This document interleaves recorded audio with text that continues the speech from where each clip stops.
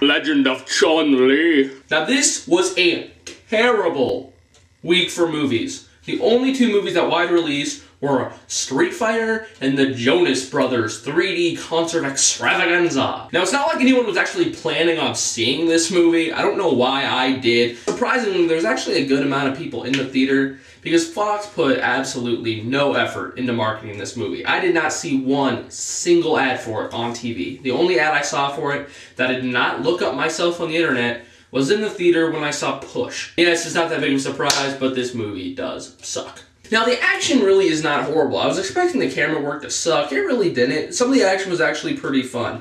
A lot of it got way too silly and just laughable, but some of the action was pretty good. I really don't think the action's all that bad in this movie. I think the biggest flaw might be the acting. I could not take a single character seriously in this movie. And especially Chris Klein, every single critic ripped on him. Everyone that's seen the movie on the message boards was saying he sucks. He gave one of the worst performances I have ever seen in my life.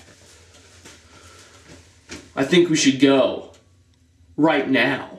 That was my Chris Klein impersonation. This is a scene in the beginning where the main character's father kicks the crap out of all these henchmen, and then the bad guy walks in. He's wearing a fancy suit, and he's got his blonde hair combed to the side. And I just laughed. I'm really supposed to be intimidated by this guy. So extremely cliche. Really, we have our hero's this girl, and of course we have a half an hour of her being trained by her master. And I hate scenes like that. Like in all these kung fu movies, they're always trained by someone, and that person trained the bad guy, and they know the past. The master character, he looks like a 20-year-old that they tried to make look 50. And he was a pretty bad actor also. I think some of the big fans of this game might like it. People that I'm hearing on the internet talk about good things about it, they seem to be big fans of the game.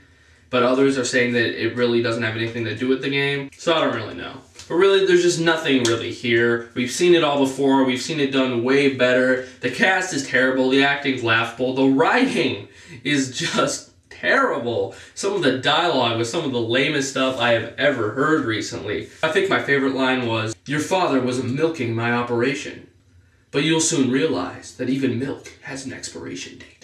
And I couldn't even take Michael Clarke Duncan seriously. He just used his ridiculously deep voice and smiled a lot, and that was really it. His character was as thin as a piece of paper. There was absolutely nothing to him except taking orders. And he's the most well-known actor in the film. I think that really counts for any of the characters. They're really just all emotionally hollow. So overall, I'm gonna give Street Fighter: The Legend of Chun-Li a 4.5 out of 10.